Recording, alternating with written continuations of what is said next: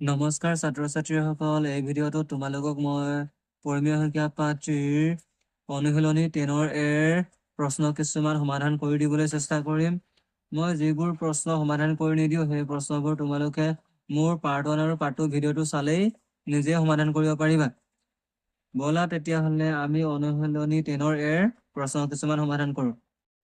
তোমালোকক অনুশীলনী 10 এৰ 4 নম্বৰ প্ৰশ্নটো কৈছে যে তলত দিয়া পৰিমেয় সংখ্যাটোৰ 4টা সমতুল্য পৰিমেয় সংখ্যা উলিয়া। এইটো হৈছে পৰিমেয় সংখ্যা -11/12। এই পৰিমেয় সংখ্যাটোৰ আমি 4টা সমতুল্য পৰিমেয় সংখ্যা উলিয়াব লাগে। মানে -11/12ৰ 4টা সমতুল্য পৰিমেয় সংখ্যা উলিয়াব লাগে। আমি -11/12ৰ সমতুল্য পৰিমেয় সংখ্যা উলিয়াবলগীয়া হ'লে আমি জানিব লাগিব যে কোনো এটা সংখ্যাৰ সমতুল্য পৰিমেয় সংখ্যা কেনেকৈ উলিয়াই জানিব লাগিব। -11/12ৰ আমি 4টা সমতুল্য পৰিমেয় সংখ্যা উলিয়াবৰ কাৰণে প্ৰথমে এটা উলিয়াব লাগিব, তাৰপিছত দুটা উলিয়াব লাগিব, তাৰপিছত তিনিটা উলিয়াব, তাৰপিছত 4টা উলিয়াব লাগিব। এনেকৈ উলিয়াব লাগিব। -11/12ৰ সমতুল্য পৰিমেয় সংখ্যা উলিয়াবৰ কাৰণে এই -11/12ক যিকোনো অভিন্ন অখণ্ড সংখ্যা এটা পূৰণ কৰিব লাগিব।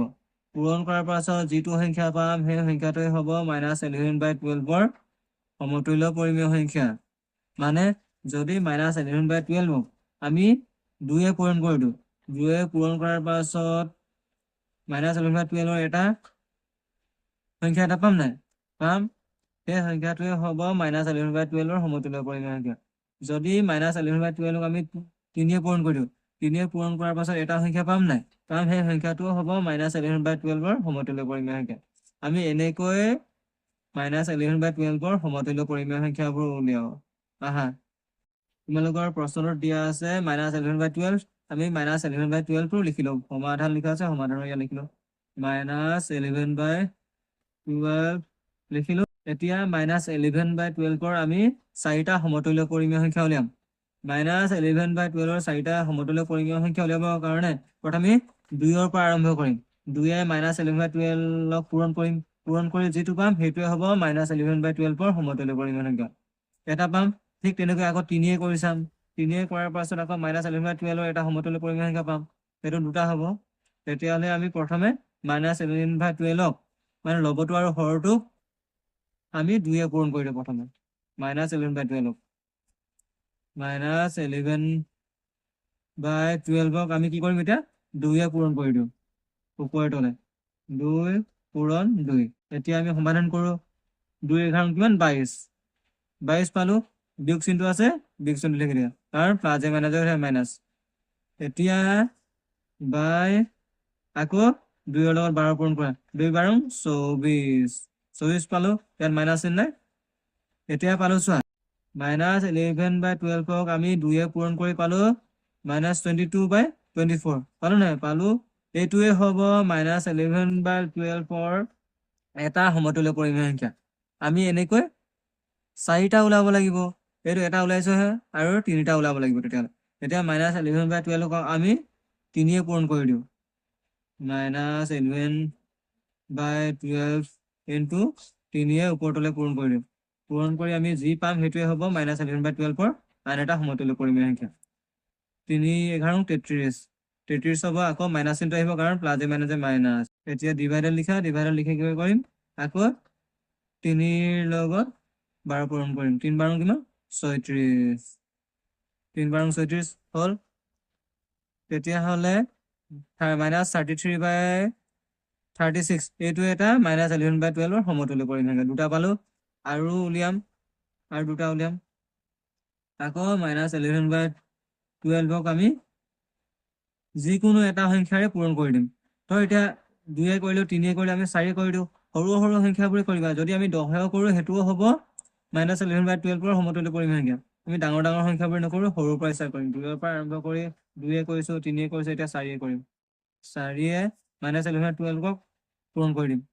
কৰিলো নাই? কৰিলো। -11ৰ লগতো 4 পূৰণ কৰিলো, 12ৰ লগতো 4 পূৰণ কৰিলো। কৰাৰ পাছত তাতে সমাধান কৰিম। 4 11 44। 44 এইটো মাইনাছ চিন আছে, মাইনাছ লিখিব, কাৰণ প্লাছে মাইনাছে মাইনাছ। আকৌ ডিভাইডেড বাই আকৌ 4য়ে 12 পূৰণ কৰা। 4 12 48। 48। এতিয়া চা, -44/48 এইটো এটা 11/12 সমতুল্য পৰিমেয় সংখ্যা সো আমি তিনিটা উলিয়ালো নাই এতিয়া -11/12 এটা দুটা তিনিটা এইকেইটা সমতুল্য পৰিমেয় সংখ্যা উলিয়ালো এতিয়া আৰু এটা উলিয়াব দিছে চাৰিটা উলিয়াব দিছে আৰু এটা উলিয়াম তেতিয়াহ'লে এতিয়া আকৌ -11/12 আমি কিহে পূৰণ কৰিম 5 পূৰণ কৰিম 5 পূৰণ কৰি দিওঁ দুটা ওপৰতলে -11/12 ওপৰতলে 5 পূৰণ কৰি দিওঁ -11 মোক যদি 5 পূৰণ কৰো আমি 12কো 5 পূৰণ কৰিব লাগিব এতিয়া সমাধান কৰো 5 11 55 55 আকৌ প্লাস এ মাইনাস হ'ব মাইনাস ইনটু আহিব আকৌ ডিভাইডেড লিখিলো আকৌ 5 12 কিমান 60 60 লিখিলো এতিয়া চোৱা -11/12 আমি চাৰিটা সমতুল্য পৰিমেয় সংখ্যা পালো এইকেইটা হৈছে -11/12 সমতুল্য পৰিমেয় সংখ্যা আমি এটাকে লিখো এটাকে -11/12 চাৰিটা সমতুল্য পৰিমেয় সংখ্যা হৈছে কোনকেইটা এইকেইটা -22/24 -33/36 -44/48 -55/60 এইকেইটা আমি এইকেইটা লিখি দিওঁ এতিয়া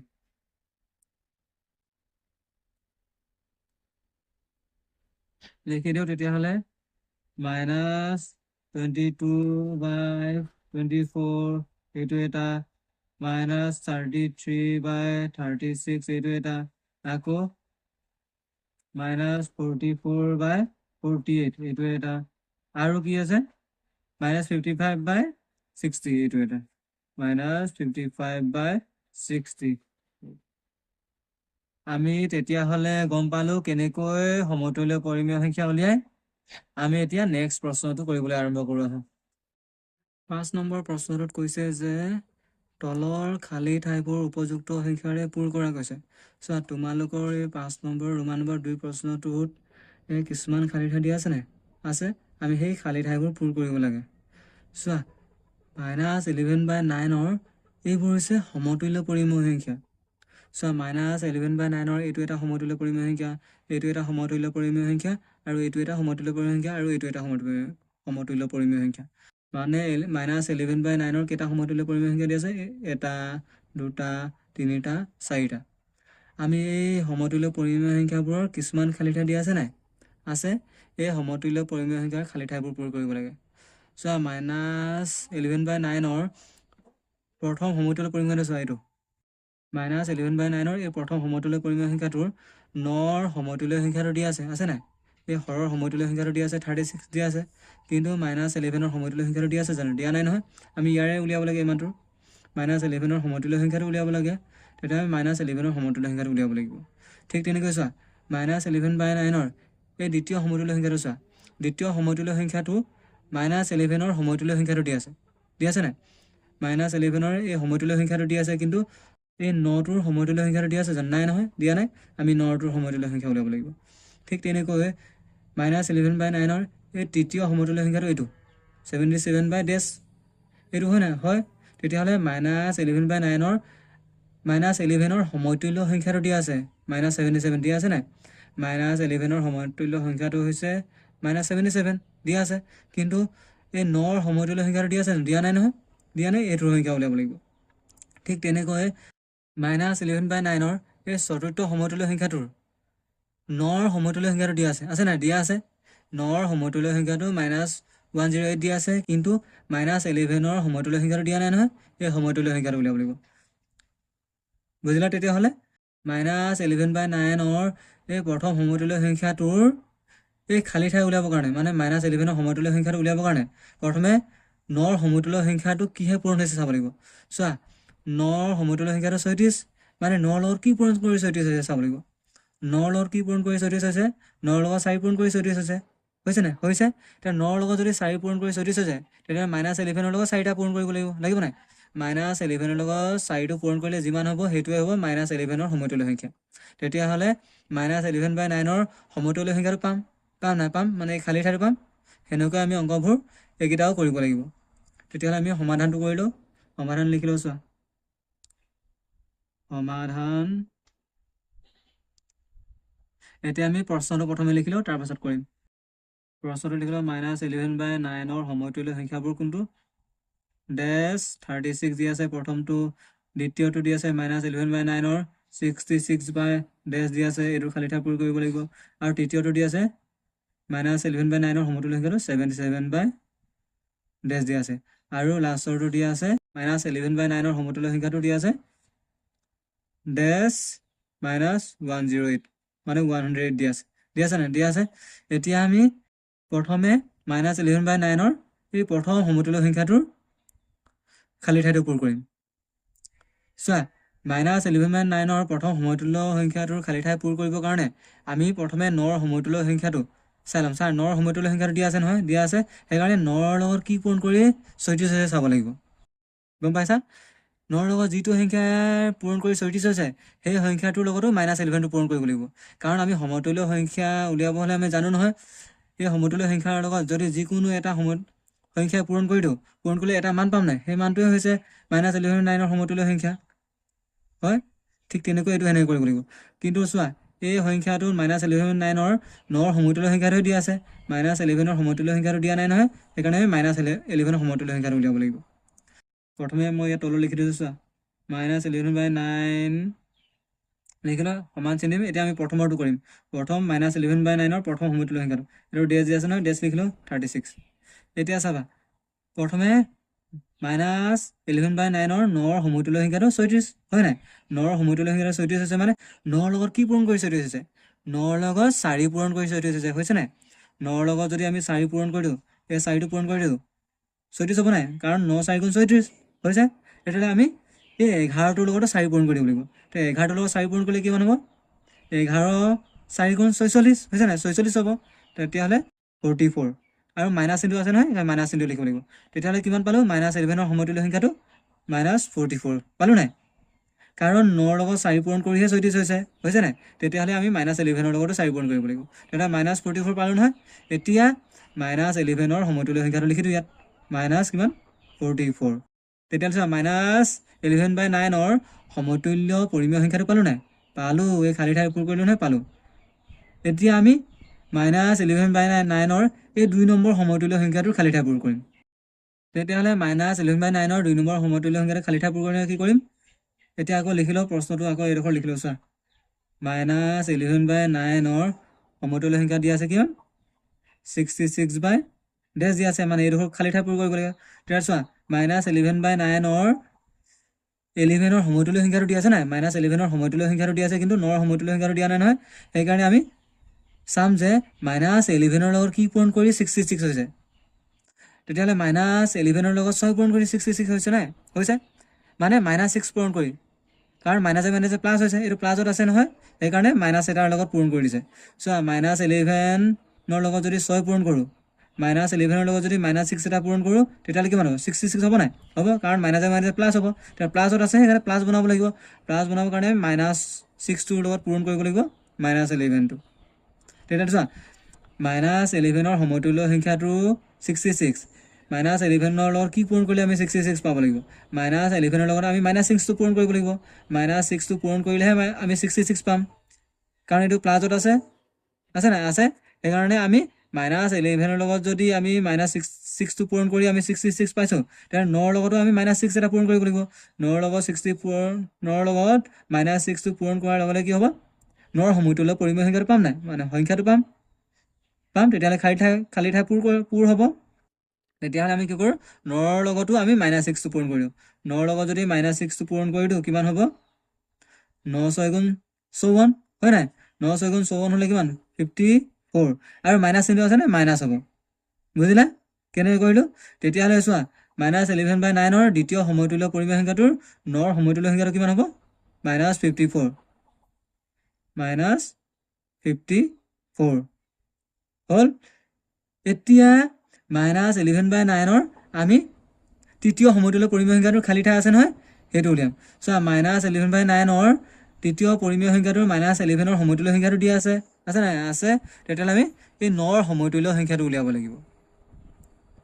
আমি আকৌ লিখিলোঁ তেতিয়াহ'লে ইয়াত চোৱা লিখিলোঁ আকৌ এবাৰ কমা দি লিখি দিছোঁ -11/9 ইয়াৰ আমি কোনটো তৃতীয় নম্বৰ সমতুল্য পৰীক্ষাটো লিখিলোঁ ইয়াত তৃতীয় নম্বৰ সমতুল্য পৰীক্ষাটো দিয়া আছে 77 মানে -11ৰ সমতুল্য সংখ্যাটো দিয়া আছে কিন্তু 9ৰ সমতুল্য সংখ্যাটো দিয়া নহয় আমি 9ৰ সমতুল্য সংখ্যাটো উলিয়াব লাগিব চোৱা -11ৰ সমতুল্য সংখ্যাটো কিমান দিয়া আছে -77 দিয়া আছে ন তেতিয়াহ'লে -11ৰ লগত কি পূৰণ কৰিলে আমি -77 পাম চাব লাগিব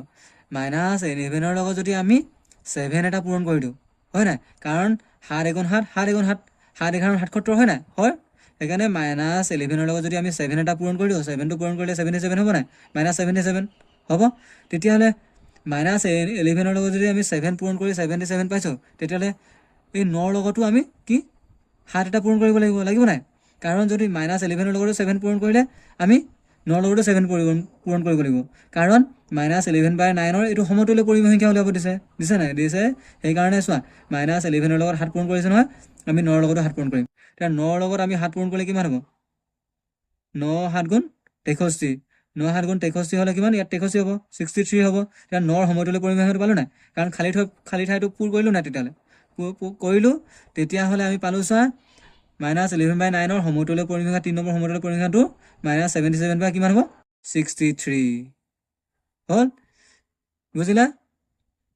আমি এতিয়া চাম -11/9ৰ 4 নম্বৰ সমতুল্য পৰিমেয় সংখ্যাটো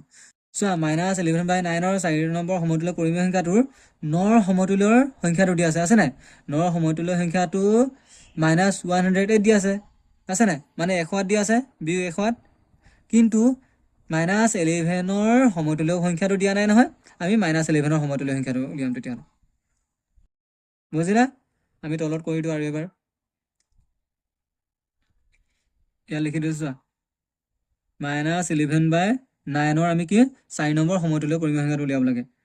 -108 দিয়া আছে মানে 9ৰ সমতুল্য সংখ্যাটো দিয়া আছে কিন্তু আমি -11ৰ সমতুল্য সংখ্যাটো উলিয়াব লাগে নাই এইটো লাগে তাৰপিছত 9ৰ লগত কি পূৰণ কৰি -108 হৈছে 9 12 108 হয় নাই 9 12 108 আৰু 9ৰ লগত আমি 12 পূৰণ কৰি 108 হৈছে কিন্তু চোৱা বিয়োগত আছে নহয় আমি -12 পূৰণ কৰিব লাগিব 9ৰ লগত যদি আমি -12 পূৰণ কৰোঁ -108 পাম তেতিয়া চোৱা 9ৰ লগত যদি -12 পূৰণ কৰিছোঁ তেতিয়াহ'লে আমি 11ৰ লগতে -12 পূৰণ কৰিব লাগিব নাই লাগিব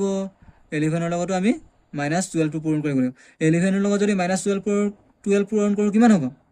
আমি পূৰণ কৰি চাওঁ 12/11 1 2 যা 2 1 1 যা 1 1 2 যা 2 1 1 যা 1 2 3 1 কিমান পালোঁ 11ৰ লগত যদি 12 পূৰণ কৰোঁ আমি 132 পালোঁ চ' আকৌ মাইনাছে কি প্লাছ সেইকাৰণে 132 হ'ব 132 বুজিলা কেনেকৈ কৰিলোঁ 9ৰ সমতুল্য পৰিমেয় সংখ্যাটো দিয়া আছিলে বিয়োগ 108 দিয়া আছিলে নাই আছিলে তেতিয়া 9ৰ লগত কি পূৰণ কৰি আমি 108 পাইছোঁ চাব লাগিব চোৱা 9ৰ লগত যদি আমি বিয়োগ 12 পূৰণ কৰোঁ 9ৰ লগত যদি আমি বিয়োগ 12 পূৰণ কৰোঁ তেতিয়া 108 বিয়োগ 108 হ'ব নাই হ'ব তেতিয়া 9ৰ লগত যদি বিয়োগ 12 পূৰণ কৰিছোঁ তেতিয়াহ'লে আমি এই -11টোৰ লগতো বিয়োগ 11টোৰ লগতো আমি কি বিয়োগ 12 পূৰণ কৰিব লাগিব নাই লাগিব তেতিয়া বিয়োগ 11টোৰ লগত যদি বিয়োগ 12 পূৰণ কৰোঁ কিমান 132 হ'ব আৰু চোৱা মাইনাছে প্লাছ হৈ যায় সেই প্লাছ হৈ গ'ল তেতিয়া আমি অকল উত্তৰ কিমান পালোঁ 11ৰ সমতুল্য সংখ্যাটো কিমান পালোঁ 132 তেতিয়া লাষ্টত কি হ'ব -11/9ৰ 11ৰ সমতুল্য সংখ্যাটো কিমান হ'ব 132 তেতিয়াহ'লে আমি কেনেকৈ কৰিলোঁ গম পালানে কেনেকৈ সমাধান কৰিলোঁ কেনেকৈ খালী ঠাই পূৰ কৰিলোঁ তোমালোকে অকল এইডোখৰ লিখিলেই হ'ব তোমালোকক বুজাই দিবৰ কাৰণেহে মই এইখিনি লিখিলোঁ দেই খালী ঠাই এতিয়া পূৰ কৰিলোঁ তোমালোকে কিছুমান প্ৰশ্ন দিয়া আছে 1 নম্বৰ প্ৰশ্নটো দিয়া আছে তোমালোকক সেইটো তোমালোকে নিজে কৰিবলৈ চেষ্টা কৰিবা এতিয়া আমি নেক্সট প্ৰশ্নটো কৰিবলৈ আৰম্ভ কৰোঁ আহা 5ৰ ৰোমান নম্বৰ 4ৰ কিছুমান সমতুল্য পৰিমেয় সংখ্যাৰ খালী ঠাই দিয়া আছে নাই মানে -144/240 এই সমতুল্য পৰিমেয় সংখ্যাবোৰ খালী ঠাই দিয়া আছে আমি সেই খালী ঠাইবোৰ পূৰ কৰিব লাগে -144/240 প্ৰথমটো সমতুল্য পৰিমেয় সংখ্যাৰ 240 সমতুল্য সংখ্যাটো দিয়া নাই আমি এইটো উলিয়াবলৈ খালী ঠাই পূৰ কৰিব লাগিব কিন্তু -144 সমতুল্য সংখ্যাটো দিয়া আছে 48 দিয়া আছে কিন্তু 240 সমতুল্য সংখ্যাটো দিয়া নাই নহয় সেইকাৰণে আমি ইয়াৰ উলিয়াব লাগিব ঠিক তেনেকৈ -144/240 দ্বিতীয় সমতুল্য সংখ্যাটোৰ 240 সমতুল্য সংখ্যাটো দিয়া আছে কিন্তু -144 সমতুল্য সংখ্যাটো দিয়া আছে জানো দিয়া নাই নহয় সেইকাৰণে আমি -144 সমতুল্য সংখ্যাটো উলিয়াব লাগিব তৃতীয়টো চোৱা তৃতীয় সমতুল্য পৰিমেয় সংখ্যাটোত মানে -144/240 -144/240 তৃতীয় সমতুল্য পৰিমেয় সংখ্যাটোৰ -144 সমতুল্য সংখ্যাটো দিয়া আছে -6 কিন্তু 240 সমতুল্য সংখ্যাটো দিয়া নাই নহয় হেতুৰ সংখ্যা উলিয়াব লাগিব খালি ঠাই পূৰ কৰিব লাগিব আকৌ -144/240 চতুৰ্থ সমতুল্য পৰিমেয় সংখ্যাটোৰ 240 সমতুল্য সংখ্যাটো দিয়া আছে 240 সমতুল্য পৰিমেয় সংখ্যাটো কি দিয়া আছে 5 দিয়া আছে কিন্তু -144 সমতুল্য সংখ্যাটো দিয়া আছে দিয়া নাই নহয় তেতিয়া -144 সমতুল্য সংখ্যাটো উলিয়াব লাগিব বুজি পালা তেতিয়াহ'লে চোৱা -144/240 সমতুল্য পৰিমেয় সংখ্যাৰ সৰু সৰু হৈ গৈ আছে নে চোৱা -144/240 একেবাৰে ডাঙৰ তাৰপাছত সৰু তাৰপাছত সৰু তাৰপাছত সৰু তাৰপাছত সৰু ডাঙৰৰ পৰা সৰুৰ ওপৰত গৈ আছে নে ডাঙৰৰ পৰা সৰুৰ ওপৰত গৈ থাকিলে আমি সদায় হৰণ কৰি কৰি কৰি গৈ থাকিব লাগিব বুজিলা কি কৈছো তেতিয়াহ'লে -144 সমতুল্য সংখ্যাটো 48 দিয়া আছে তেতিয়াহ'লে চাম যে -144 কি সংখ্যাটোৱে হৰণ কৰিলে আমি 48 পাম চাব লাগিব মানে -144 সমতুল্য সংখ্যাটো পাম 48টো পাম তেনে -144 লগত কি হৰণ কৰিলে আমি -144 সমতুল্য 48টো পাম চাব লাগিব লাগিব তেতিয়াহ'লে 48 যদি আমি -44 হৰণ কৰোঁ হৰণ কৰাৰ পাছত যিটো ভাগফল পাম সেই ভাগফলটোৱে যদি -44 হৰণ কৰোঁ তেতিয়াহ'লে আমি 44টো পাম বুজিলা ঠিক তেনেকৈ যোনটো সংখ্যাই -144 হৰণ কৰিম সেই সংখ্যাটো আমি 244 হৰণ কৰিম 244 হৰণ কৰাৰ পাছত যিটো পাম সেইটোৱে হ'ব 244 সমতুল্য সংখ্যাটো এতিয়া আমি সমাধান কৰিবলৈ চেষ্টা কৰোঁ তেতিয়াহ'লে ঠিক তেনেকৈ এইবোৰ সেনেকৈ কৰিব লাগিব আমি তেনে সমাধান কৰোঁ সমাধান লিখিলোঁ সমাধান এতিয়া আমি প্ৰথমে প্ৰশ্নটো লিখিলোঁ -144/240 সমতুল্য পৰিমেয় সংখ্যাটো দিয়া আছে গোটেইকেইটা লিখিলোঁ 48/ডেছ দিয়া আছে মানে -144 সমতুল্য সংখ্যা 48 দিয়া আছে কিন্তু 240 সমতুল্য সংখ্যাটো দিয়া নাই এইটো উলিয়াব লাগিব ঠিক তেনেকৈ -144/240 দ্বিতীয় সমতুল্য সংখ্যাটোৰ 240 সমতুল্য সংখ্যাটো দিয়া আছে কিন্তু -144 সমতুল্য সংখ্যাটো দিয়া নাই নহয় সেইকাৰণে -144 সমতুল্য সংখ্যাটো উলিয়াব লাগিব দুই নম্বৰ দিয়া আছে 42 দিয়া আছে কিন্তু 240 সমতুল্য সংখ্যাটো দিয়া আছে কিন্তু -144 সমতুল্য সংখ্যাটো দিয়া নাই ইয়াৰ উলিয়াব লাগিব তৃতীয় নম্বৰ দিয়া আছে -6/ডেছ মানে -144 সমতুল্য সংখ্যাটো দিয়া আছে -6 কিন্তু 240 সমতুল্য সংখ্যাটো দিয়া নাই নহয় ইয়াৰ মান উলিয়াব লাগিব আকৌ চতুৰ্থটো চোৱা -144/240 সমতুল্য সংখ্যা 5টো দিয়া আছে 240 সমতুল্য সংখ্যা 5টো দিয়া আছে মানে 240 সমতুল্য সংখ্যাটো দিয়া আছে কিন্তু -144 সমতুল্য সংখ্যাটো দিয়া নাই নহয় ইয়াৰ সমতুল্য সংখ্যাটো উলিয়াব লাগিব আমি প্ৰথমে -144/240 সমতুল্য সংখ্যা প্ৰথমটো উলিয়াম -144/240 প্ৰথম সমতুল্য পৰিমেয় সংখ্যাটো খালি ঠাই পূৰ কৰিবৰ কাৰণে আমি প্ৰথমে চাম যে -144ক কিহে হৰণ কৰি আমি 48 পাইছোঁ চাব লাগিব -144ক যিহে হৰণ কৰি 148 পাইছোঁ সেই সংখ্যাটো আমি 240 হৰণ কৰিম 240 হৰণ কৰাৰ পাছত যিটো সংখ্যা পাম সেই সংখ্যাটোৱে হ'ব 240 এটা সমতুল্য সংখ্যা ঠিক তেনেকৈ চোৱা -144/240 সমতুল্য সংখ্যাটো দিয়া আছে নাই 40 দিয়া আছে মানে 240 সমতুল্য সংখ্যাটো 40 দিয়া আছে তেতিয়াহ'লে চাম যে 240 কোনটো সংখ্যা হৰণ কৰি 40 হৈছে চাব লাগিব যিটো সংখ্যা হৰণ কৰি 40 হৈছে সেই সংখ্যাটো আমি -144 হৰণ কৰিম হৰণ কৰাৰ পাছত যিটো সংখ্যা পাম সেই সংখ্যাটো হ'ব -144 সমতুল্য সংখ্যা তেতিয়াহ'লে আমি প্ৰথমে কৰোঁ চোৱা আমি -144/144 সমতুল্য পৰিমেয় সংখ্যা 48 দিয়া আছে এই 48টো উলিয়াবৰ কাৰণে এটা সংখ্যা লাগিব নহয় লাগিব নাই মানে -144 হৰণ কৰিব সংখ্যা এটা লাগিব সেই সংখ্যাটো উলিয়াবৰ কাৰণে কি কৰিম 48 144 হৰণ কৰিম 144 হৰণ কৰাৰ পাছত যিটো সংখ্যা পাম সেই সংখ্যাটোৱে আমি 144 হৰণ কৰিম প্ৰথমে আমি প্ৰশ্নটো লিখিলোঁ প্ৰথমৰ -144/240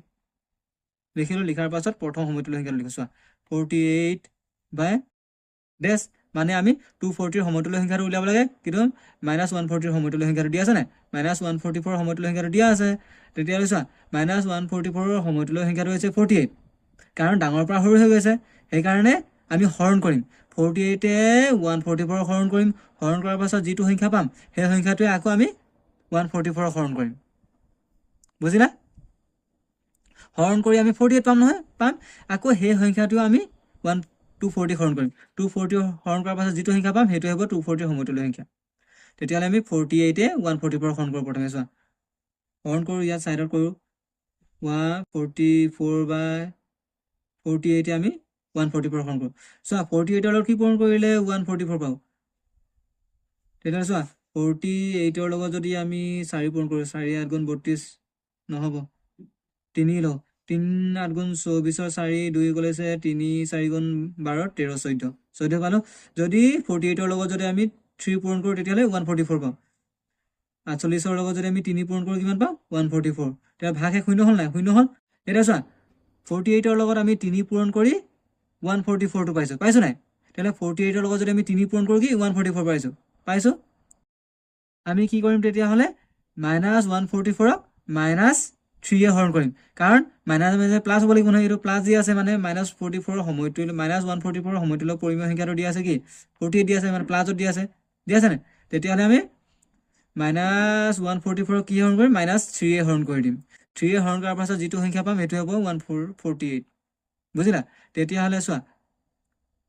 যদি আমি -144ক আমি -3 হৰণ কৰি দিওঁ -3 হৰণ কৰিলে কিমান হ'ব 48 হ'ব তেতিয়াহ'লে আমি 240কো কি কৰিম 3 হৰণ কৰিম -3 হৰণ কৰিম 240কো আমি কি কৰিম -3 হৰণ কৰিম তেতিয়া 240ক যদি -3 হৰণ কৰোঁ কিমান হ'ব চাম আকৌ 3 8 গুণ 24 80 হ'ব 3 8 গুণ 24 নাই 3 8 গুণ 24 24 হ'ল আকৌ 3 0 গুণ 0 0টো লিখিব লাগিব তেতিয়াহ'লে আমি কিমান পালোঁ 40 পালোঁ 40 পালোঁ মানে চোৱা -80 পালোঁ কাৰণ মাইনাছ চিনটো আছে নহয় মাইনাছ প্লাছ হ'লে মাইনাছ হয় সেইকাৰণে -80 হ'ব তেতিয়া চোৱা 3 আমি 240ক হৰণ কৰি কিমান পালোঁ -80 পালোঁ এইটোৱে হ'ব 240ৰ প্ৰথমটো সমতুল্য পৰিমেয় সংখ্যা মানে 240ৰ সমতুল্য সংখ্যাটো কি হ'ব -80 হ'ব বুজিলা ঠিক তেনেকৈ এতিয়া -144/240 দ্বিতীয় সমতুল্য পৰিমেয় সংখ্যাটো উলিয়াবলৈ চাম চোৱা -144/240 দ্বিতীয় সমতুল্য সংখ্যাটোৰ খালী ঠাই দিয়া আছে 240ৰ সমতুল্য সংখ্যাটো দিয়া আছে কিন্তু -144ৰ সমতুল্য সংখ্যাটো দিয়া নাই নহয় সেইকাৰণে আমি ইয়াৰ উলিয়াম আকৌ লিখিলোঁ তেতিয়াহ'লে ইয়াত চোৱা চাইডত -144/240 লিখিলোঁ লিখাৰ পাছত এতিয়া দ্বিতীয় সমতুল্য সংখ্যাটো লিখা 40 দিয়া আছে মানে 240ৰ সমতুল্য সংখ্যাটো দিয়া আছে কিন্তু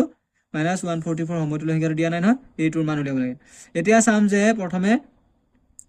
240 কিহে হৰণ কৰিলে 40 পাওঁ তেতিয়াহ'লে প্ৰথমে 40 আমি ইয়াক হৰণ কৰিলোঁ 40 কিমান হৰণ কৰিম ইয়াক হৰণ কৰিম মানে 40 লগত কি পূৰণ কৰিলে আমি 240 পাওঁ চাওঁ লাগিব 40 লগত আমি কি পূৰণ কৰিলে 240 পাওঁ 40 লগত আমি চাওঁ ইয়াত 40 লগত আমি কি পূৰণ কৰিলে 240 পাওঁ চাওঁ 40 লগত কি পূৰণ কৰিলে 8 নহয় 6 পূৰণ কৰিলে চোৱা 6 0 গুণ 0 6 4 গুণ 24 40 লগত যদি আমি কি পূৰণ কৰোঁ 40 লগত যদি 6 পূৰণ কৰোঁ 40 লগত যদি 6 পূৰণ কৰোঁ 240 পাওঁ নাই তেতিয়াহ'লে 240ক আমি 6 হৰণ কৰিম 240ক 6 হৰণ কৰিলে কিমান পায় 40 পাম গম পালা 240ক যদি আমি 6 হৰণ কৰোঁ এই 6টোৱে যদি 240ক হৰণ কৰিলে কিমান পাম 40 পাম হৰণ কৰিব জানা নহয় তেতিয়াহ'লে আমি কি পালোঁ 6 আমি 240ক হৰণ কৰি 40 পালোঁ তেতিয়াহ'লে আমি 6 আকৌ 144 হৰণ কৰিব লাগিব -144কো আমি তেতিয়াহ'লে 6 হৰণ কৰিম কাৰণ আমি এইবোৰ সমতুল্য পৰিমেয় সংখ্যা উলিয়াইছোঁ -144/240 সমতুল্য পৰিমেয় সংখ্যাই উলিয়াইছোঁ নাই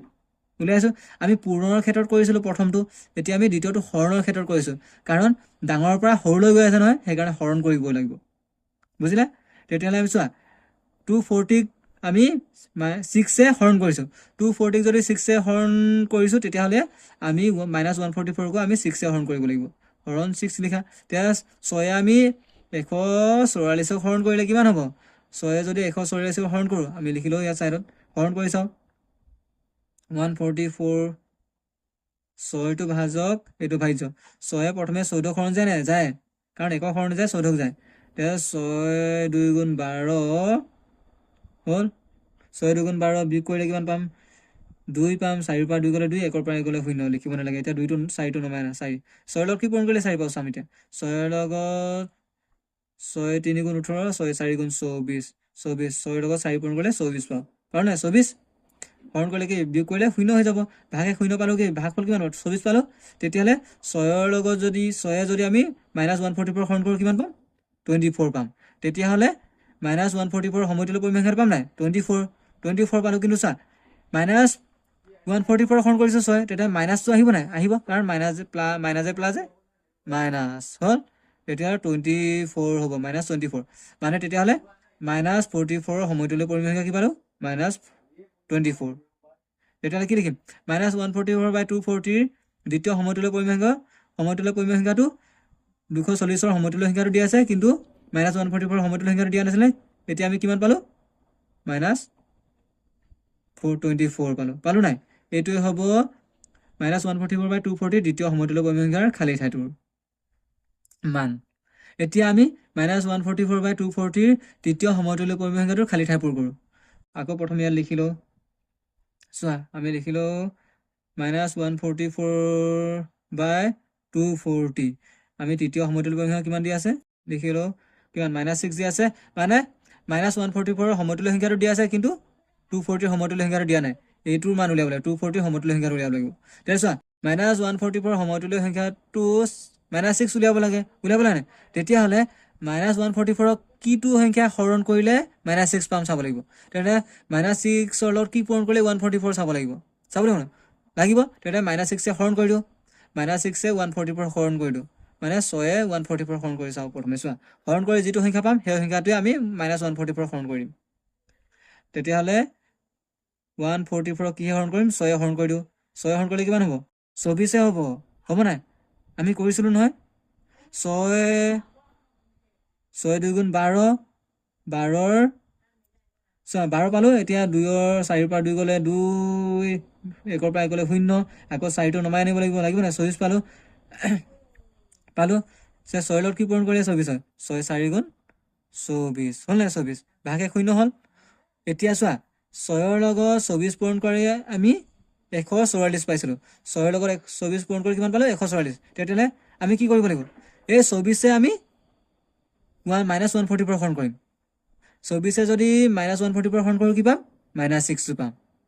বুজিলা তেতিয়াহ'লে যদি 24 -144 হৰণ কৰিছোঁ তেতিয়াহ'লে 244কো কিহে হৰণ কৰিম 24 হৰণ কৰিব লাগিব হৰণ কৰাৰ পাছত যিটো সংখ্যা পাম সেইটোৱে হ'ব 244ৰ সমতুল্য সংখ্যা তেতিয়াহ'লে আমি কি কৰোঁ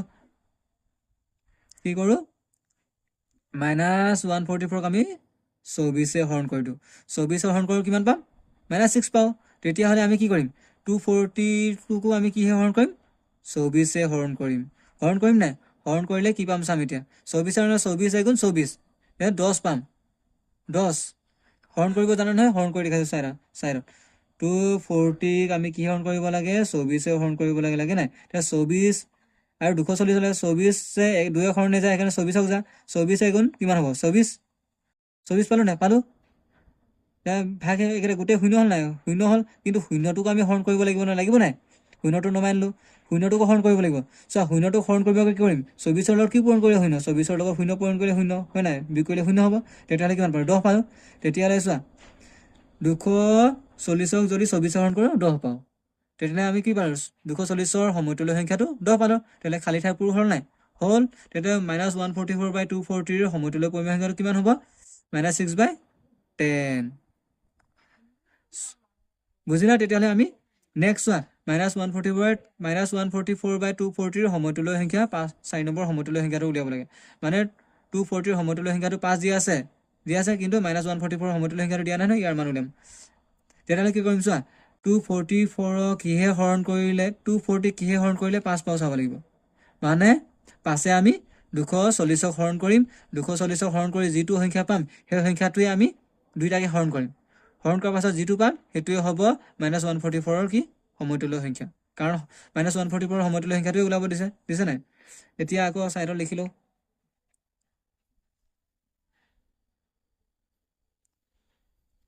লিখিলোঁ তেতিয়াহ'লে চোৱা কি কৰোঁ -144/240 হ'ল আমি কিহৰ ওলাব লাগে -5 এইটোৰ সমতুল্য পৰিমেয় সংখ্যা ওলাব লাগে তাকে নাই মানে -144/240 4 নম্বৰ সমতুল্য পৰিমেয় সংখ্যাটো এইটো হয় নাই 240 ৰ সমতুল্য সংখ্যাটো দিয়া আছে 5 দিয়া আছে কিন্তু -144 ৰ সমতুল্য সংখ্যাটো দিয়া নাই নহয় সেইকাৰণে -144 ৰ সমতুল্য সংখ্যাটো উলিয়াব লাগে সো -144 ৰ সমতুল্য সংখ্যাটো উলিয়াবৰ কাৰণে প্ৰথমে চাম যে 240 কিহে হৰণ কৰি 5 হৈছে চাব লাগিব 240 যিহে হৰণ কৰি 5 হৈছে সেই সংখ্যাটো আমি -144 হৰণ কৰিব লাগিব বুজিলা 144 হৰণ কৰি কি পাম যি পাম সেইটোৱে হ'ব -144 সমতুল্য সংখ্যা তাৰপিছত 240 যি সংখ্যাটো হৰণ কৰিছে উলিয়াবৰ কাৰণে পাছে আমি প্ৰথমে 240 হৰণ কৰিম 240 হৰণ কৰি যিটো পাম ভাগফল সেই ভাগফলটো আকৌ 240 হৰণ কৰিম 144 হৰণ কৰিম তেতিয়াহ'লে আমি আকৌ 240 আমি কি কৰোঁ 240 আমি পাছে হৰণ কৰোঁ তেতিয়া পাছে হৰণ কৰিব প্ৰথমে পাছে 2 হৰণ যায় নেযায় নহয় এতিয়া দুইটা নম্বৰ চোৱাগে দুটা স্থান এতিয়া পাছে 24 হৰণ যায় কাৰণ 5টো ডাঙৰ 5টো সৰু 24টো ডাঙৰ তাৰ পাছৰ লগত কি পূৰণ কৰিলে 24 5 4 গুণ 20 5 5 গুণ 25 4 ল'ব লাগিব কাৰণ পাছৰ লগত 5 পূৰণ কৰিলে বেছি হৈ যাব 5 4 গুণ 20 হ'ল নাই 20 বিয়োগ কৰা 4 ৰ পৰা 0 গ'লে 4 2 ৰ পৰা 2 গ'লে 0 0 লিখিব নালাগে এই 0টো নমাই আনিব লাগিব নাই 0টো নমাই আনিব লাগিব এতিয়া কি কৰিম পাছৰ লগত কি পূৰণ কৰিলে 40 পাওঁ চাব লাগিব 5 মানে 40 হৰণ কৰিব লাগে তেতিয়া পাছৰ লগত কি পূৰণ কৰিলে 40 পাম 5 7 গুণ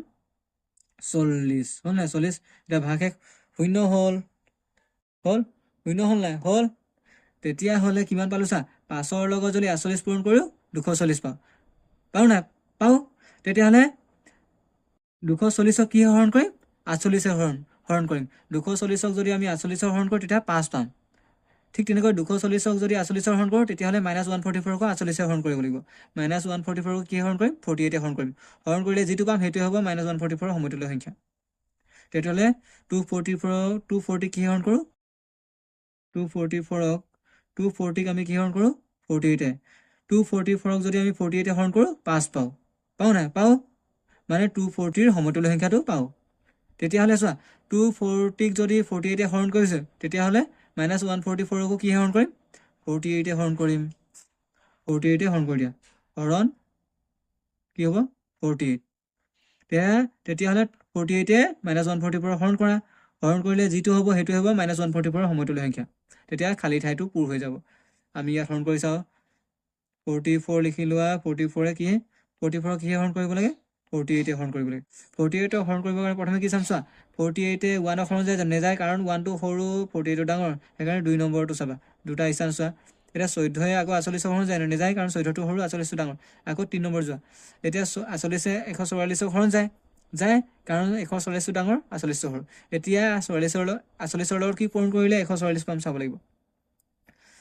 48ৰ লগত কি পূৰণ কৰিলে 144 আছিলে 48ৰ লগত আমি কি পূৰণ কৰিলে 144 চাব লাগিব 48ৰ লগত 3 পূৰণ কৰিলে 144 আছিলে চোৱা 48ৰ লগত 3 পূৰণ কৰি চাওঁ 3 8 গুণ 24 4 2 কৰিছে 3 4 গুণ 12 13 14 তেতিয়া 3ৰ লগত কি পূৰণ কৰিছোঁ 3ৰ লগত যদি 48ৰ লগত যদি 3 পূৰণ কৰি দিওঁ কিমান 144 পাওঁ নাই বিয়োগ কৰিলে 0 হ'ল ভাগে 0 হ'ল তেতিয়াহ'লে ভাগফল কিটো পালোঁ 3টো পালোঁ নাই পালোঁ তেতিয়াহ'লে চোৱা 48ৰ লগত যদি 48 যদি আমি -144 হৰণ কৰোঁ কিমান পাম 3 পাম আকৌ মাইনাছ চিনটো আছে নহয় সেইকাৰণে -3 পাম মানে কাৰণ মাইনাছে প্লাছে মাইনাছ হৈ যায় তেতিয়াহ'লে 48 -144 হৰণ কৰি কিমান পালোঁ -3 পালোঁ -3 পালোঁ নাই পালোঁ এইটোৱে হ'ব -144 সমতুল্য সংখ্যা মানে -3টো বুজিলা তেতিয়াহ'লে আমি খালী ঠাইটো লিখি দিওঁ খালী ঠাইটো লিখিলে কিমান হ'ব -144/240 সমতুল্য সংখ্যাটো 5 দিয়া আছিলে এতিয়া চোৱা 5 কেনেকৈ পালোঁ 240 48 হৰণ কৰি পালোঁ তেতিয়াহ'লে আমি -144 ক 48 হৰণ কৰি কিমান পালোঁ -3 পালোঁ বুজিলা কেনেকৈ কৰিলোঁ এতিয়া আমি নেক্সট প্ৰশ্নটো সমাধান কৰিবলৈ চেষ্টা কৰিম এতিয়া আমি 7 নম্বৰ প্ৰশ্নটো সমাধান কৰিবলৈ চেষ্টা কৰোঁ আহা 7 নম্বৰ প্ৰশ্ন দিছে 19/23 সংখ্যাটোক -207 সৰবিষ্ট পৰিমেয় সংখ্যালৈ ৰূপান্তৰ কৰা কৈছে মানে তোমালোকক -19/23 এই পৰিমেয় সংখ্যাটোৰ হৰ কোনটো হৰ 23 এইটো ল'ব এইটো হৰ হয় নাই 23টো হৰ এই হৰটোক আমি -207লৈ ৰূপান্তৰ কৰিব লাগিব নাই লাগিব কাৰণ তোমালোকক ৰূপান্তৰ কৰিব দিছে মানে 23 সংখ্যাটোক মানে হৰটোক এই 23টোক আমি -207লৈ ৰূপান্তৰ কৰিব লাগিব ৰূপান্তৰ কৰিবৰ কাৰণে কি কৰিব লাগিব 23ৰ লগত কি পূৰণ কৰিলে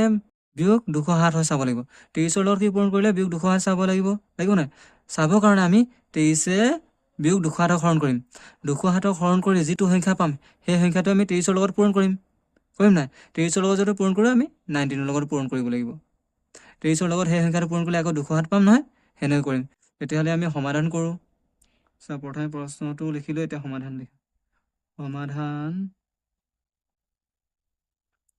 লিখিলো এতিয়া কি কৈছিলো -19/23 সংখ্যাটোক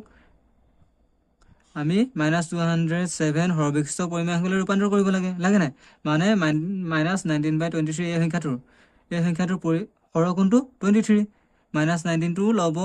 23টো হৰ তেতিয়া এই 23টোক আমি -207 লৈ ৰূপান্তৰ কৰিব লাগে -207 লৈ 23টোক ৰূপান্তৰ কৰিবৰ কাৰণে কি কৰিব লাগিব 23ৰ লগত কি পূৰণ কৰিলে -207 হয় চাব লাগিব চাবৰ কাৰণে 23 আমি বিয়োগ 207 হৰণ কৰিম 207 হৰণ কৰিলে যিটো সংখ্যা পাম সেই সংখ্যাটোৱে আকৌ এই দুটা সংখ্যাক পূৰণ কৰি দিম 23টোক আৰু 19টোক হ'ল তেতিয়াহ'লে আমি কি সমাধান লিখিলো তেতিয়াহ'লে কি কৰোঁ 23 আমি বিয়োগ 207 হৰণ কৰোঁ তেতিয়াহ'লে 207 হৰণ কৰিম মানে এনেকৈ পাতি লোৱা বিয়োগ 207 হৰণ 23 লিখি কেনে আমি এতিয়া হৰণ কৰি যিটো পাম ইয়াত লিখিম প্ৰথমে ইয়াত হৰণ কৰোঁ চোৱা হৰণ কৰিবৰ কাৰণে বিয়োগ চিহ্নটো নিলিখিবা 207 কি হৰণ কৰিম 23 23 হৰণ কৰা ইয়াত 23 20 হৰণ নেযায় নহয় কাৰণ সৰু 20টো 23 ডাঙৰ সেইকাৰণে 207 একেবাৰে হৰণ কৰিব লাগিব 23 207 হৰণ কৰিবৰ কাৰণে কি কৰিম 23ৰ লগত কি পূৰণ কৰিলে 207 চাব লাগিব 23ৰ লগত কি পূৰণ কৰিলে 207 চাব লাগিব নাই একক স্থানৰ সংখ্যাটো কি 7 আছে তেতিয়াহ'লে 23ৰ লগত আমি কি পূৰণ কৰিম 23ৰ লগত আমি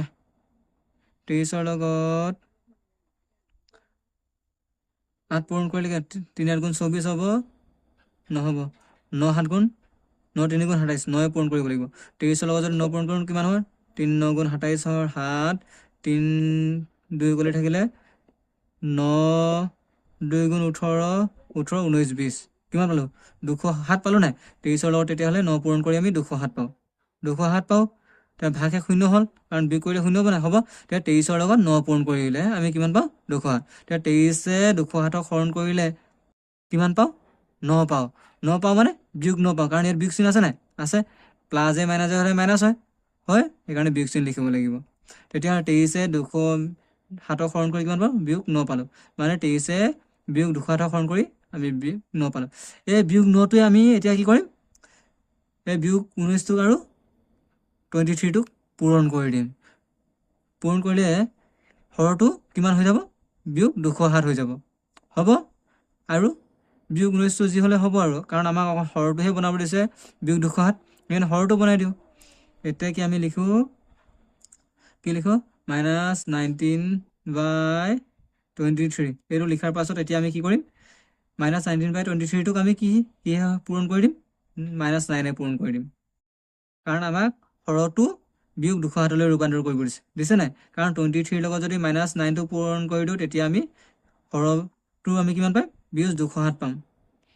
এতিয়া -19/23 লিখাৰ পাছত এতিয়া কি কৰিম ওপৰ তলে -9টোক পূৰণ কৰি দিম -9 23 × -9 পূৰণ কৰিলোঁ পূৰণ কৰাৰ পাছত যি পাম আৰু চোৱা এতিয়া আমি পূৰণ কৰোঁ 19ক পূৰণ কৰা মানে 9 9 গুণ কিমান 81 1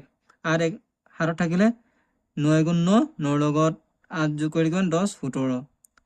17 পালোঁ আৰু মাইনাছে কি প্লাছ তেতিয়াহ'লে কিমান হ'ল অকল 171 হ'ল মানে 9 19ক পূৰণ কৰি কিমান পালোঁ 171 এতিয়া আকৌ 9 আমি কিমান কৰিম 23ক পূৰণ কৰিম চোৱা 9 যদি -9 যদি 23ক পূৰণ কৰোঁ আমি -207 পাওঁ চোৱা 9 3 গুণ 27 27ৰ 7 2 7 থাকিলে আকৌ 9 2 কৰা 9 2 গুণ 18 19 20 20 পালোঁ নাই 20 পালোঁ আকৌ প্লাছে মাইনাছে মাইনাছ সেইকাৰণে মাইনাছটো লিখিব লাগিব এতিয়া চোৱা -19/23 এই হৰটো বিয়োগ 207 লৈ ৰূপান্তৰ হ'ল নাই হ'ল তেতিয়াহ'লে আমি কি লিখিব পাৰোঁ এতেকে -19/23 বা নিৰ্ণীয় সংখ্যাটোৰ হৰটো হৈছে -207 লিখিব পাৰোঁ নাই পাৰোঁ এতেকে লিখোঁ এতেকে নিৰ্ণয় পৰিমেয় সংখ্যাটো কিমান -71 71 বাই -207 হ'ল এইটোৱে হ'ব কাৰণ চোৱা -19/23 সংখ্যাটোক আমি -207 হৰ বিশিষ্ট পৰিমেয় সংখ্যালৈ ৰূপান্তৰ কৰিব দিছিলে মানে -19/23 এই সংখ্যাটোৰ হৰ কোনটো -19/23 হৰ 23টো এই 23ক আমি -207 লৈ ৰূপান্তৰ কৰিব দিছিলে তেতিয়াহ'লে আমি -270 লৈ ৰূপান্তৰ কৰিলোঁ নাই কৰিলোঁ মানে 23 লগত কি -9টো পূৰণ কৰিলোঁ নাই 23 লগত যদি -9টো পূৰণ কৰিছোঁ তেতিয়াহ'লে আমি -9 লগত 9টো পূৰণ কৰিব লাগিব কাৰণ যদি লবটোৰ লগতো আমি হৰটোৰ লগত -9টো পূৰণ কৰিছোঁ সেইকাৰণে লবটোৰ লগত পূৰণ কৰিব লাগিব আমি সমতুল্য পৰিমেয় কৰি আহিছিলোঁ নহয় সেনেকৈ কাৰণ ইয়াত অকল 23টোক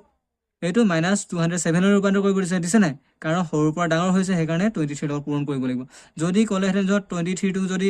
অকল 1লৈ ৰূপান্তৰ কৰা তেতিয়াহ'লে আমি 23ক হৰণ কৰিবলগীয়া হ'লহেঁতেন তেতিয়া 23টোক -207 লৈ ৰূপান্তৰ কৰিলোঁ নাই কৰিলোঁ ওপৰৰ লবটো যি হ'লে হ'ব একো নাই অকল আমি এইটোক যি কৰিব দিছে সেইটো কৰিব লাগিব এতিয়া আমি 8 নম্বৰ প্ৰশ্নটো সমাধান কৰোঁ আহা চোৱা তোমালোকৰ 8 নম্বৰ প্ৰশ্নটোত কৈছে যে 17/29 সংখ্যাটোক -289 লব বিশিষ্ট পৰিমেয় সংখ্যালৈ ৰূপান্তৰ কৰা কৈছে নাই মানে 17/29 এই পৰিমেয় সংখ্যাটোৰ লব কোনটো 17টো আৰু হৰ 29টো এই লবটোক আমি 17টোক আমি -289 লৈ ৰূপান্তৰ কৰিব লাগে চোৱা 17টোক -289 লৈ ৰূপান্তৰ কৰিবৰ কাৰণে 17ৰ লগত কি পূৰণ কৰিলে -289 হৈ চাব লাগিব চাবৰ কাৰণে আমি 17এ -289ক হৰণ কৰিম হৰণ কৰাৰ পাছত ভাগফল যিটো পাম সেই ভাগফলটোৱে 17টোকো পূৰণ কৰি দিম 29কো পূৰণ কৰি দিম বা যদি 17টোক পূৰণ কৰোঁ আমি -289টো পাম বুজিলা কি ক'লোঁ তেতিয়াহ'লে আমি সমাধান কৰোঁ আহা সমাধান লিখোঁ সমাধান চোৱা প্ৰশ্নটোত কি কৈছিলে 17/29টোক এই পৰিমেয় সংখ্যাটোৰ লবটোক আমি এই 17টোক আমি -289 লৈ ৰূপান্তৰ কৰিব লাগে ৰূপান্তৰ কৰিবৰ কাৰণে কি কৰিম 17ৰ লগত কি সংখ্যা পূৰণ কৰিলে আমি -289 হৈ চাবৰ কাৰণে 17এ আমি -289ক হৰণ কৰিম তেতিয়াহ'লে প্ৰথমে আমি হৰণ কৰোঁ 17এ 289 -289 হৰণ 17 এতিয়া হৰণ কৰি কেনে 17 289 হৰণ কৰিব লাগে হৰণ কৰি মানে 17ৰ লগত কি পূৰণ কৰিলে -289 হৈ চাম এতিয়া আমি হৰণ কৰোঁ চা 289 17এ হৰণ কৰি দিয়া চোৱা প্ৰথমে 17এ 28ক হৰণ কৰা কাৰণ 17এ প্ৰথমত 2 হৰণ নাযায় সেইকাৰণে 28ক হৰণ যায় কাৰণ 17টো সৰু 28টো ডাঙৰ সেইকাৰণে 17ৰ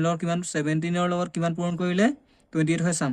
17ৰ লগত 2 পূৰণ কৰিলে 34 হয় কিন্তু 17ৰ লগত 1 পূৰণ কৰিলে 17 হয় সেইকাৰণে 17ৰ লগত 1 পূৰণ কৰিম 17 বিয়োগ কৰিলে কিমান হ'ব এতিয়া 8ৰ পৰা 7 গ'লে 1 2ৰ পৰা 1 গ'লে 1 17এ 11 যায় নেযায় নহয় সেইকাৰণে 9টো নমাই আনিব লাগিব নমাই অনাৰ পাছত এতিয়া 17এ 119ক হৰণ কৰিম মানে 17ৰ লগত কি পূৰণ কৰিলে 119 হৈ চাম 17ৰ লগত কি পূৰণ কৰিলে 119 হৈ চাবৰ কাৰণে প্ৰথমে চোৱা 17এ 1 স্থানত 9 আছে আমি প্ৰথমত 9 বনাব লাগিব 6 ল'লে 42 হ'ব 7 ল'লে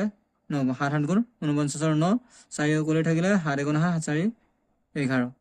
চোৱা 17ৰ লগত যদি আকৌ আমি 7 পূৰণ কৰোঁ 119 হয় 17ৰ লগত আমি 7 পূৰণ কৰি দিওঁ 7 পূৰণ কৰিলে 119 এটা ভাগ শেষ বিয়োগ কৰিলে 0 হ'ব 0 নহয় এতিয়া 17ৰ লগত যদি 17 পূৰণ কৰোঁ কিমান পাম 289 পাম নাই পাম তেতিয়াহ'লে 17ৰ লগত যদি আমি 17 পূৰণ কৰোঁ 289 পাম কিন্তু বিয়োগত আছে নহয় বিয়োগ 289 ওলাবলৈ সেইকাৰণে 17ৰ লগত -17 পূৰণ কৰিব লাগিব এতিয়া পূৰণ কৰি কি পালোঁ 17 পালোঁ এই 17 -17 লিখিব লাগিব 17ৰ লগত যদি আমি এই 17টো পূৰণ কৰোঁ তেতিয়াহ'লে -289 পাম নাই তেতিয়া এই -17টোৱে আমি লবটোক আৰু হৰটোক পূৰণ কৰি দিম কাৰণ আমি লবটোৰ মান কিমান বনাব লাগে -289 বনাব লাগে নাই লাগে সেইকাৰণে এইটো এতিয়া পূৰণ কৰিম কাম এই লবটোক আৰু হৰটোক এই পৰিমেয় সংখ্যাটোক এতেকে আমি লিখি দিওঁ চোৱা 17/29 লিখাৰ পাছত কি কৰিম এই 17/29টোক আমি কিহে পূৰণ কৰিম এইটো 17এ পূৰণ কৰি দিম 17/29 29 লিখিলোঁ লিখাৰ পাছত কি কৰিম 17 ইনটু -17 লিখিম কাৰণ এছ ওপৰৰ লবটো কি বনাব দিছে আমি -289 বনাব দিছে সেইকাৰণে আকৌ এইটোৰ লগত যদি পূৰণ কৰিছোঁ 17ৰ লগত যদি -17 পূৰণ কৰিছোঁ 29ৰ লগত পূৰণ কৰিব লাগিব -17টো পূৰণ কৰিলে এতিয়া আমি সমাধান কৰোঁ চোৱা 17ৰ লগত 17 পূৰণ কৰিলে কিমান আছিলে 289 আৰু মাইনাছ আছে নহয় সেইকাৰণে -289 কাৰণ প্লাজে মাইনাজে সদায় মাইনাছ হয় পালোঁ এতিয়া আকৌ 17 29ক পূৰণ কৰা -17 29 পূৰণ কৰিলে কিমান হ'ব 29 17ক পূৰণ কৰোঁ 7 9 গুণ 63 3 6 হাতত থাকিলে 7 2 গুণ 6 2 6 লগত 6 যোগ কৰিলে 20 আকৌ 1 9 গুণ 9 1 2 গুণ 2 যোগ কৰিলে 3 হ'ব 9 হ'ব 4 হ'ব কিমান পালোঁ তেতিয়া 493 পালোঁ 493 পালোঁ কিন্তু চোৱা এইটোত প্লাছ আছে এইটোত মাইনাছ আছে মাইনাছটো আহিব প্লাজে মাইনাছে কি মাইনাছ হয় সেইকাৰণে মাইনাছটো লিখিব লাগিব তেতিয়া -493 পালোঁ পালোঁ নাই আৰু চোৱা তোমালোকক লবটোৰ 17/19ৰ সংখ্যাটোৰ এই 17টোক কিমান -289 বনাব দিছিলে তেতিয়া বনালোঁ নাই বনালোঁ 200 -289 বনালোঁ এতিয়া আমি কি লিখিম এটাকে তেতিয়াহ'লে নিৰ্ণয় পৰিমেয় সংখ্যাটো হ'ব -289/-493 হ'ব নাই কাৰণ 17টোক আমি -289 বনাব দিছিলে সেইকাৰণে বনালোঁ আকৌ লবটোক আমি -289 বনালোঁ এটাকে বা গতিকে লিখিবা নিৰ্ণয় পৰিমেয় সংখ্যাটো -289/-493 এইটোৱে নেক্সট আমি প্ৰশ্নটো সমাধান কৰিবলৈ চেষ্টা কৰা এতিয়া আমি 9 নম্বৰ প্ৰশ্নটো সমাধান কৰা হৈছোঁ 9 নম্বৰ প্ৰশ্নটো দিয়া আছে 152/209 পৰিমেয় সংখ্যাটো -8 লব বিশিষ্ট পৰিমেয় সংখ্যালৈ ৰূপান্তৰ কৰা কৈছে মানে 152/299 এই পৰিমেয় সংখ্যাটোৰ লব কোনটো 152টো এই 52টোক আমি -8 বনাব লাগে -8 বনাবৰ কাৰণে 152টোক -8 বনাবৰ কাৰণে চোৱা এইটো ডাঙৰ সংখ্যা এইটো সৰু সংখ্যা হয় নাই হয়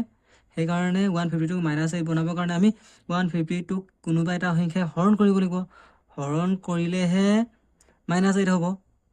হ'ব নাই হ'ব সেইকাৰণে প্ৰথমে -8 আমি 152টোক হৰণ কৰিম হৰণ কৰিলে যিটো সংখ্যা পাম সেই সংখ্যাটোৱে আকৌ 152টোক হৰণ কৰি দিম বুজিলা তেতিয়াহে আমি 152টোৰ লব বিশিষ্ট সংখ্যা -8 বনাব পাৰিম মানে 152টোক আমি কি বনাব পাৰিম -8 বনাব পাৰিম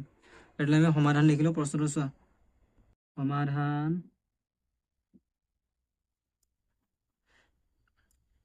তোমালোকৰ প্ৰশ্নটো কি কৈছিলে তেতিয়াহ'লে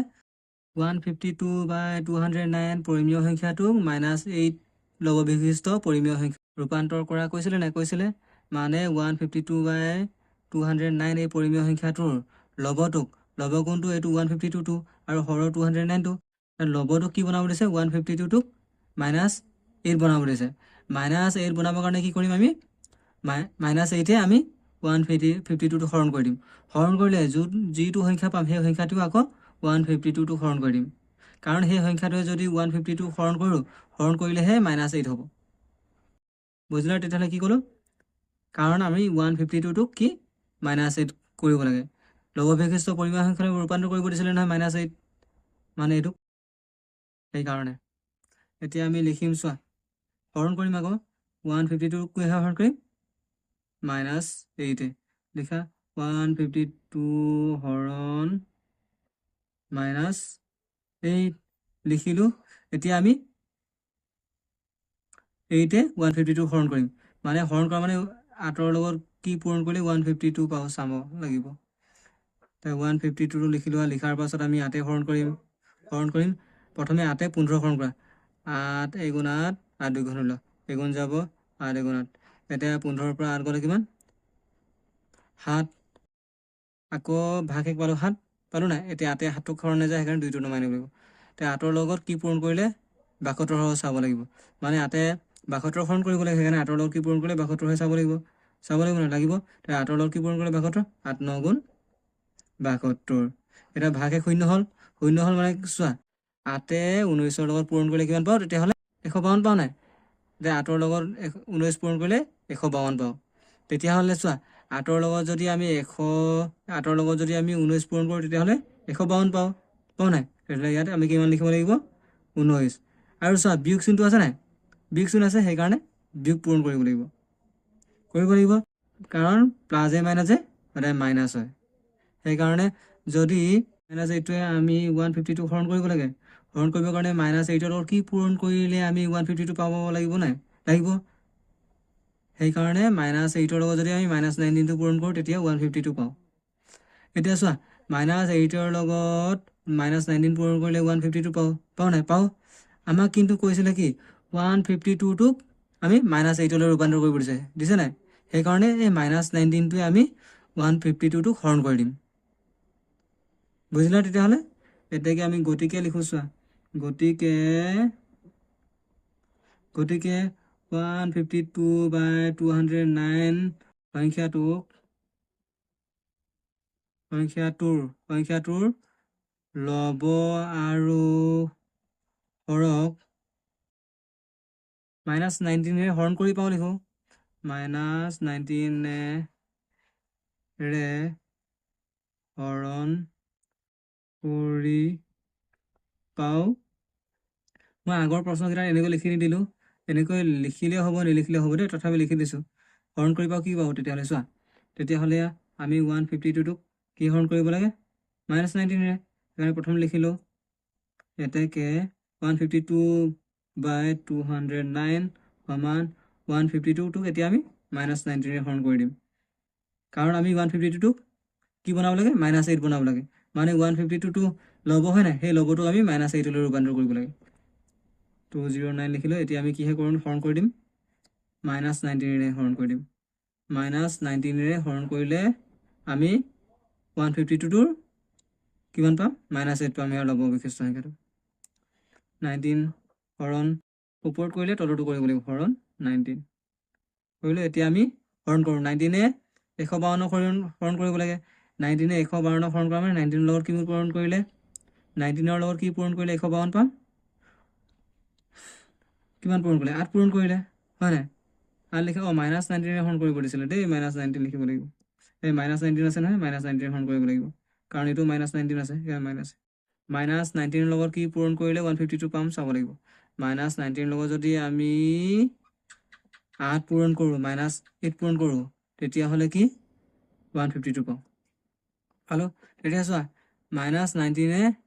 209 হৰণ কৰা মানে 19ৰ লগত কি পূৰণ কৰিলে 209 পাওঁ চ' 8 পূৰণ কৰিলে আমি 152 পাওঁ তেতিয়াহ'লে বেছি ল'ব লাগিব নাই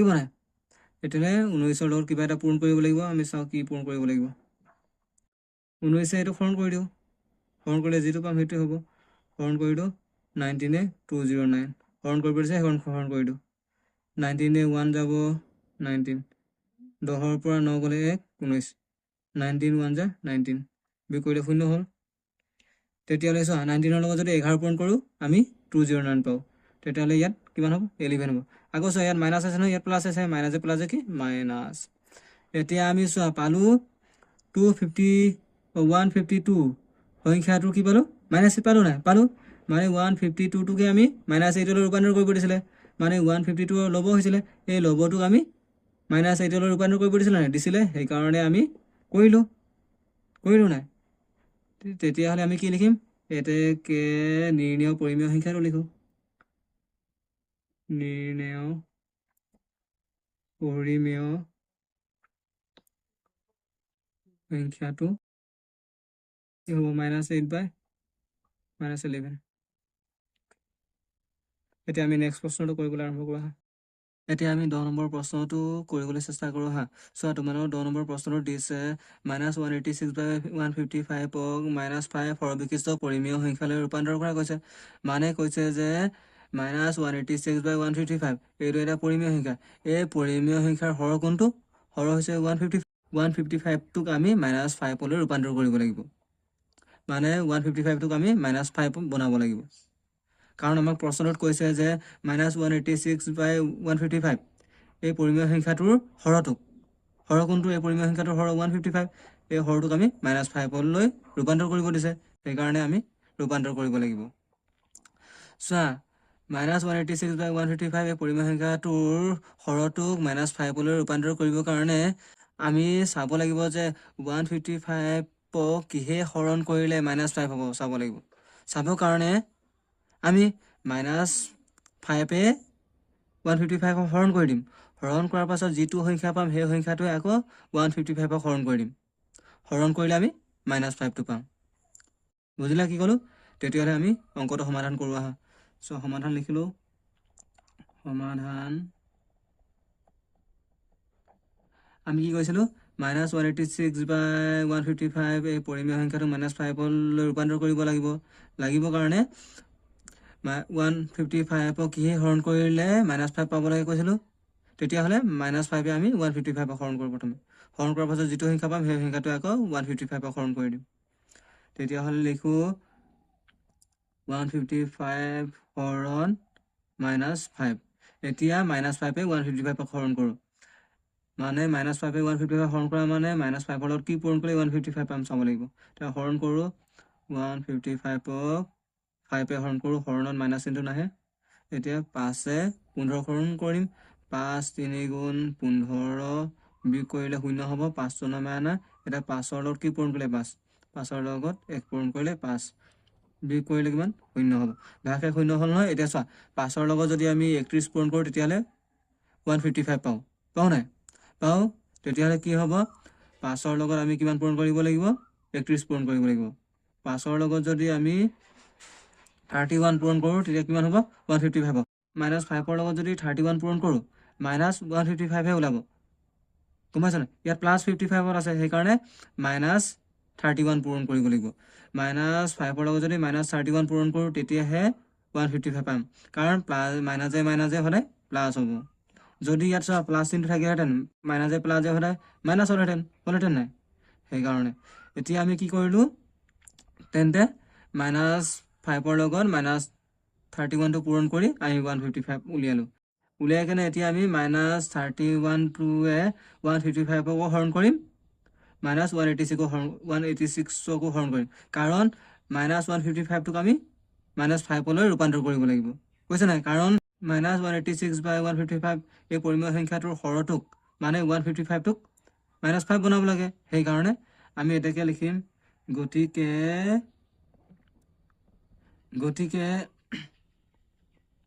-186/155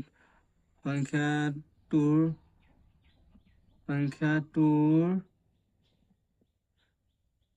লব আৰু হৰক -31ৰে হৰণ কৰি পাওঁ। হৰণ কৰি কি পাওঁ? তেতিয়াহ'লে হৰণ কৰি দিওঁ। এইটো হৰণ কৰোঁ। -186/155 হৰণ কৰাৰ পাছত কি কৰিম? আকৌ এইটো লিখি ল'লোঁ। এতিয়া হৰণ কৰিম -186/155। এতিয়া -186/155ক কি হৰণ কৰিম? -31ৰে হৰণ কৰিম, কাৰণ আমাক 155টোক আমি 5লৈ ৰূপান্তৰ কৰিব লাগে। মানে হৰটোক আমি -5ৰ হৰ বিশিষ্ট পৰিমেয় সংখ্যা কৰিব লাগে। তেতিয়াহ'লে কি কৰিম? -186/155ক আমি -31ৰে হৰণ কৰিম। হৰণ কৰিলে তেতিয়াহ'লে -186 হৰণ -31 আকৌ 155 হৰণ -31 কৰিলোঁ। এতিয়া আমি কেলকুলেশ্যন কৰোঁ। তেতিয়াহ'লে -31ৰে 186ক হৰণ কৰিব লাগে। -186ক হৰণ কৰিব লাগে। হৰণ কৰিবৰ কাৰণে কি কৰিম? 31ৰ -31 লগত কি পূৰণ কৰিলে -186 পাম চাম। তেতিয়াহ'লে 31এ 186ক হৰণ কৰি দিওঁ। 186ক কিহে হৰণ কৰিম? 31ৰে হৰণ কৰি দিওঁ। চোৱা 31ৰে 18কো নাযায়, সেইকাৰণে 31ক 186ক হৰণ কৰিব লাগিব। 31ৰ লগত কি পূৰণ কৰিলে 186 হ'ব? 31ৰ লগত 6 পূৰণ কৰিলে। চা 6 গুণ 6, কাৰণ একক ঘৰৰ 6টো আছে, সেইকাৰণে 6 গুণ 6, 6 3 গুণ 18। 31ৰ লগত আমি 6 পূৰণ কৰিলে কিমান পাম? 186 পাম। বিয়োগ কৰিলে 0 হ'ব, ভাগশেষ 0 হ'ল। তেনেহ'লে 31ৰ লগত 6 পূৰণ কৰিলে কিমান পালোঁ? 186 পালোঁ নাই? পালোঁ। তেতিয়াহ'লে 31ৰ লগত আমি কি পূৰণ কৰি -186 পাইছোঁ? 6 পূৰণ কৰি। তেতিয়াহ'লে 6টোৱে হ'ব এইটো। এতিয়া -31 লগত কি পূৰণ কৰিলে 55 পাব লাগে তেতিয়া -31 লগত আমি -5টো পূৰণ কৰিলে হয় নাই